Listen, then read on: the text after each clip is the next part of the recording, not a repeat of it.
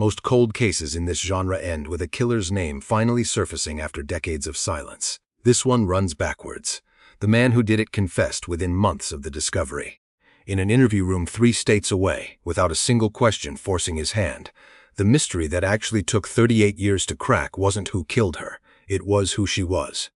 West Nashville, November 1987. A rental house on Charlotte Avenue, the kind of property that changes tenants every couple of years and rarely makes anyone look twice. A resident renting the place noticed something odd poking up out of the dirt floor of the crawl space underneath the house. He looked closer. It was a human skull. Metro Nashville police arrived and did not find one body. They found 2 full skeletons, buried in shallow graves dug straight into the bare earth beneath the home. "I'm very confident now that we have 2 victims," one detective told reporters at the time. "We have 2 skeletal remains, and there's no other bodies or body parts or evidence we need to seek out. Small comfort, 2 women, buried under a stranger's house, and not one clue yet as to who either of them was."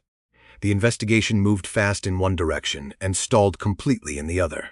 Detectives traced ownership of the Charlotte Avenue house and landed on a previous tenant, a man named James Schaefer. He wasn't hiding. He was already behind bars in Logan County, Kentucky, a registered sex offender serving time for kidnapping and raping a 14-year-old boy. Detectives drove north to interview him. And according to Metro Police, he didn't fight it for a second. He confessed to killing both women and burying them in the basement himself. Schaefer told them the first woman went by the name Sheila. He said he'd picked her up in April of 1984 near Broadway and 4th Avenue North, a stretch of downtown Nashville he described her as working. He brought her back to the house on Charlotte Avenue.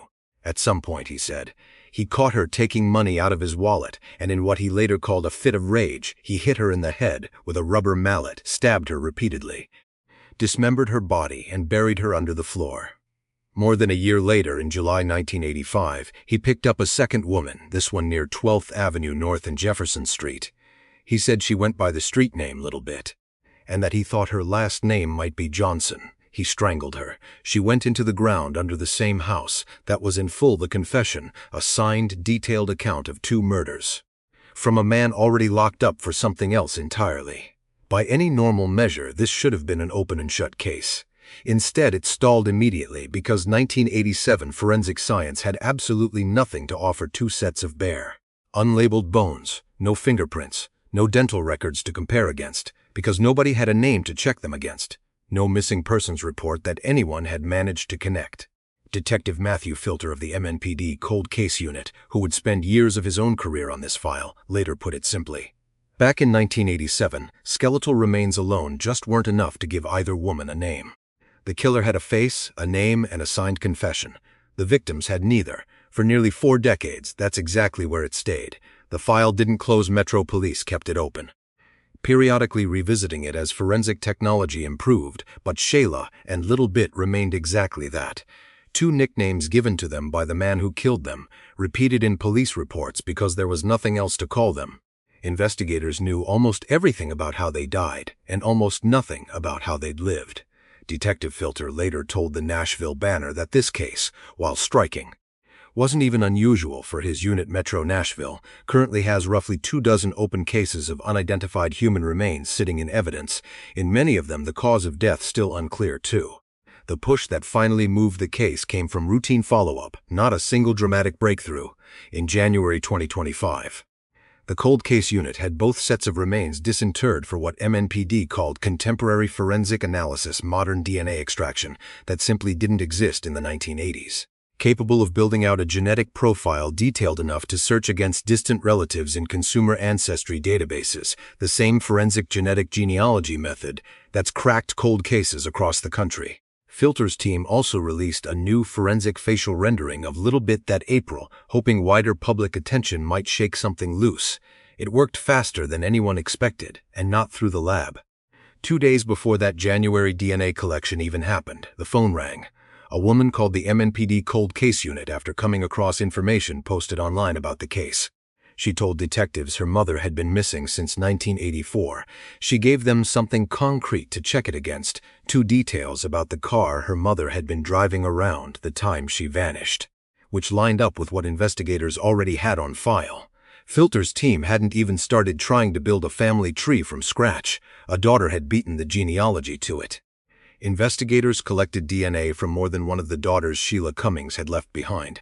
On Wednesday, July 2, 2025, the lab results came back. Confirmed match, the woman buried under a stranger's house in 1987.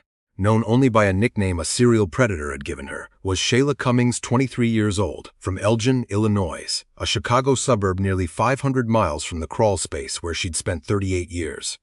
What little the case file could add to her name was almost unbearably specific. She'd been found wearing a blonde wig, red and black high heels, corduroy jeans, and a blouse dressed. Investigators believed for the exact kind of night that ended with her getting into James Schaffer's car. She had a gold ring set with an amber stone on her hand and a gold watch. Small, ordinary things a young woman puts on before she leaves the house, recovered decades later as the only physical trace of who she'd been, until a phone call gave the rest of it back. Metro Nashville police announced the identification publicly that same week, crediting the break directly to the family member's call and the DNA match with her daughters. There was no press conference theater to it. No dramatic reveal, just a name, finally attached to a case that had carried a confession without a victim for 38 years. Filter later said plainly that it feels good after 40 years to finally hand somebody back to their family. There's no trial to look forward to here, and there never will be one. James Schaffer confessed to both killings back in the 1980s, while he was already serving time for an unrelated crime against a child. Public records reviewed for this case don't show a separate homicide trial in Tennessee by the time detectives had his confession.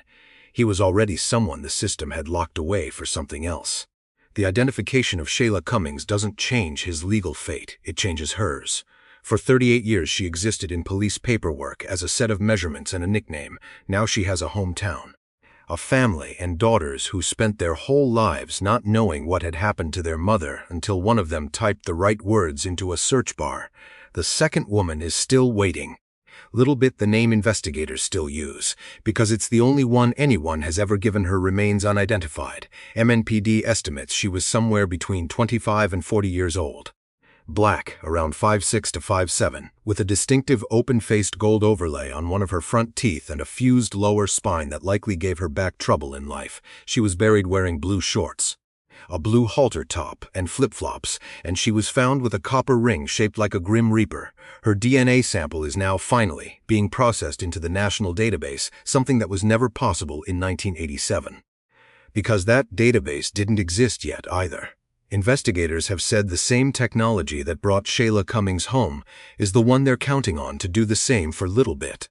Anyone with information is asked to call Crime Stoppers at 615-742-7463, the MNPD Cold Case Unit at 615-862-7369, or the Davidson County Medical Examiner's Office at 615-743-1800. A house on Charlotte Avenue held two women in its crawl space for 38 years, along with a confession that had been sitting in a file cabinet since before some of the detectives who cracked it were born. One of them has her name back now, because her daughter refused to stop looking. The other is still waiting for someone to make the same call. If you have any information about Little Bit, please reach out to the numbers on screen, and if you want Sheila remembered, type her name in the comments.